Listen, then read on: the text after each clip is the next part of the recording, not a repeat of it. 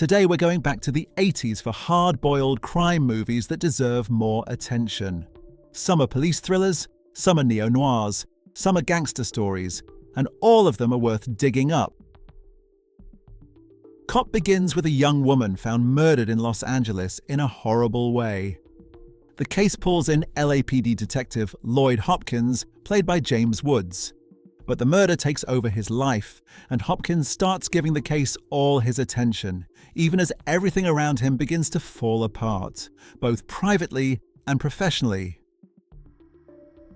The film can be funny at moments, but it is mostly dark and bleak, with a very memorable ending built around Woods' line delivery. Written and directed by James B. Harris with a jazzy score, cool cinematography, interesting characters, and sharp dialogue, Cop has a lot of what you want from an 80s crime drama or neo-noir.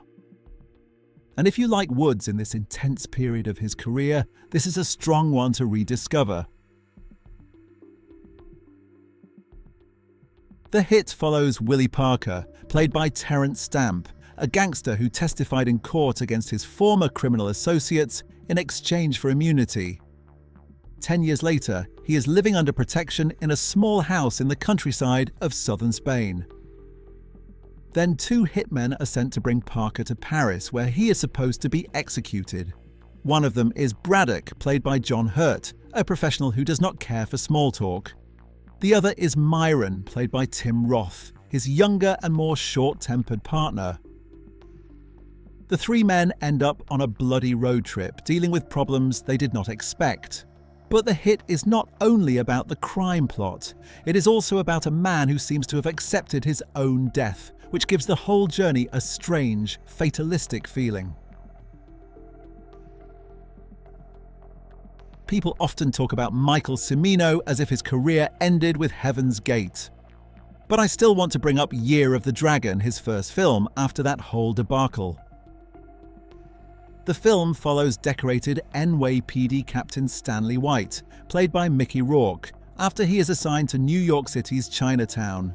There he investigates Chinese organized crime and comes into conflict with Joey Tai, the ruthless head of the Triads.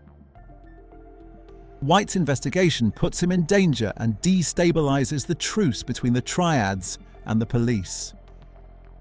The story moves through betrayal, police corruption, and gang wars, all built around cops, gangsters, and the damage caused when that balance breaks. And don't let the poor box office fool you. Year of the Dragon is an energetic, well-plotted action film. Mona Lisa, directed by Neil Jordan, follows George, played by Bob Hoskins, after he is released from prison following a 7-year sentence. His former boss, Denny Mortwell, played by Michael Caine, gives him a job driving Simone, played by Kathy Tyson, to her clients. At first, George does not really understand Simone or the world she moves through. But as they spend more time together, she asks him to help find her missing friend, Kathy. That search pulls George deeper into the underworld and puts him in real danger. The film works largely because of Bob Hoskins. The script draws some inspiration from Taxi Driver, but this is very much a London crime story. And it is a little surprising that Mona Lisa is not better remembered as one of the stronger films of the decade.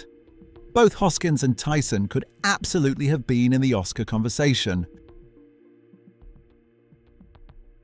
At Close Range comes from James Foley, the same director who would later make Glengarry Glen Ross, long before the 50 Shades of Grey sequels. Based on the real-life rural Pennsylvania crime family led by Bruce Johnston Sr., active through the 60s and 70s. The story follows Sean Penn as Brad Whitewood Jr., fresh out of high school and bored with his rural life. Drawn in by his father's money and criminal world, he joins the family business, and that becomes the beginning of a tragedy. Penn was considered one of the strongest young actors around at the time, and he was also married to Madonna, whose song Live to Tell was used for the film. And then, of course, there is Christopher Walken coming off The Dead Zone and A View to a Kill. Both of them are excellent here. Gorky Park is a rare Hollywood movie set in the Soviet Union, even though Moscow was recreated mostly in Helsinki. William Hurt gives a stoic performance as Moscow police investigator Arkady Renko, who takes on a complicated case involving a triple murder in Gorky Park. Early on, he suspects the KGB may be involved, along with a dangerous American played by Lee Marvin. As Renko investigates, he also becomes involved with Irina, played by Joanna Pakula, a woman connected to the case.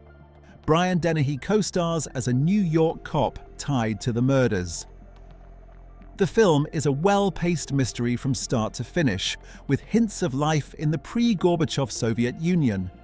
Unlike American cop films built around anti-authority mavericks like Popeye Doyle or Dirty Harry, Renko has to be careful with his superiors and the KGB.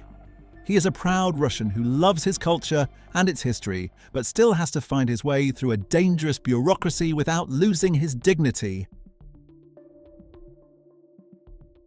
I've always liked Stallone most when he steps outside the franchises he is usually remembered for, and Nighthawks is one of those films. Here, he plays Deke Da Silva, an NYPD detective on the trail of an international terrorist, played by Rutger Hauer. The film was originally conceived as The French Connection 3, but when Gene Hackman was reluctant to return as Popeye Doyle, it became something else. Directed by Bruce Malmuth, Nighthawks still has some of that tough police thriller energy, but with Stallone at the center instead. The Pope of Greenwich Village follows two cousins in an Italian neighborhood of Greenwich Village. Charlie, played by Mickey Rourke, works in a restaurant and dreams of one day opening his own place. Paulie, played by Eric Roberts, works there too, but he is more interested in whatever scheme might make him money faster. After Paulie gets both of them fired, Charlie needs money to support his pregnant girlfriend, played by Daryl Hannah. So when Paulie comes up with the idea of robbing the safe of a local business, Charlie agrees to go along with it. The problem is that the money they steal belongs to the mob. And once the wrong people realize what happened, Charlie and Paulie suddenly have a much bigger problem than being out of work. The film has a lighter, more colorful tone than some of the other movies on this list, but it still works as a crime story. Vice Squad takes place over one night on the Sunset Strip. The Hollywood Vice Squad is hunting a vicious pimp named Ramrod after a woman dies from his attack. To catch him, the detective leading the case turns to Princess, a streetwise woman who knows that world from the inside. Princess helps the police set a trap, and Ramrod is arrested. But he soon escapes, and now his anger is focused on her. The rest of the film becomes a race to find Princess before Ramrod does. The film has a gritty, street-level feel, and it presents itself as a fictionalized composite of real Los Angeles case files. At the same time, it looks more polished than many films in this genre, with cinematography by John Alcott, who regularly worked with Stanley Kubrick. The performances also help the film stand out. Wings Hauser is unhinged as Ramrod, and Season Hubley gives Princess a tough survival instinct. Street Smart follows a magazine reporter who gets himself into trouble after writing a fake story about a fictional New York pimp. The piece helps his career, but it also pulls him into the orbit of a real criminal, and that is where Morgan Freeman comes in. The film owes a lot to Freeman. His performance gives it a real charge. It is easy to see actors sleepwalk through roles like gangsters or powerful criminals, but Freeman brings a genuine danger to the part. Every word and gesture makes his presence feel tense. But it is not just one actor carrying the whole movie. Christopher Reeve also gets one of his most memorable roles outside Superman, and the film has more going on than a simple crime story. It is also one of the less discussed movies about the ethics of journalism. Street Smart may not become your favorite movie ever, but it is very easy to watch it and wonder why it does not come up more often.